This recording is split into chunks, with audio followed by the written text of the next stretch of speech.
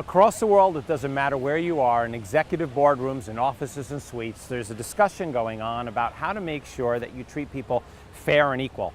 And I know that sounds like a great thing to do. You treat your employees fair and equal, and therefore they're going to give the returns. They're going to understand that this level gets this certain type of attention, and this level gets another type of attention. The challenge with that discussion, or the thought that you need to treat people fair and equal all the time, often causes an indirect proportionally poor performance level, not the opposite. I was just sitting with an executive of a company who has a global footprint, about 900 employees, and he was talking about how he's always tried to treat his employees fair. Well, he just bought a UK company, and he also bought a Cambodian company. And the challenge is, if he treated them both fairly, he would not get the returns he's looking for. What I suggested to him was that he looked at the world a little differently, and we started a discussion about his children.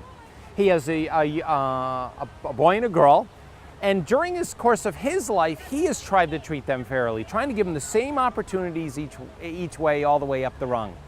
At one point, he actually gave them a tremendous amount of money, where he wanted to see how they would invest. And again, being equal, he gave them both the same amount. The boy ended up taking the money and being somewhat irresponsible. He bought cars, he went out lavishly and had fun, while his daughter ended up getting a return on that investment of about 30%. Now, it's very easy for you to see at this moment that, well, maybe you've got to treat them differently. He had challenges with this. And after some discussion, he started to see that his son needed some different type of attention than his daughter did.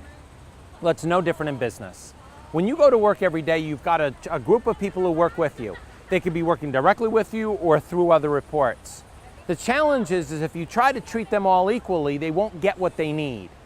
Now, while I was raising my children, I have two boys, one's now 20 and one's now 21, and we did this exact same thing I'm going to share with you, is we looked at both of them and said, we're going to be fair, but we're not always going to be equal. When your brother needs one thing, he's going to get that, and you may not. And when you need something else, it's not a matter of cost, you would get what you need. And through their lives, they've even understood that their brother gets what they need, not what they want or what's fair. And that has changed the course of their lives. Well, it will change the course of your life if you look at each individual person as having their own needs. So let's think about this. Let's expand it. If we were doing succession management, you would take them and treat them differently. If you're doing long-range planning, you would treat them differently. You're buying two organizations, you treat them differently. Entering into two different markets, you treat them differently.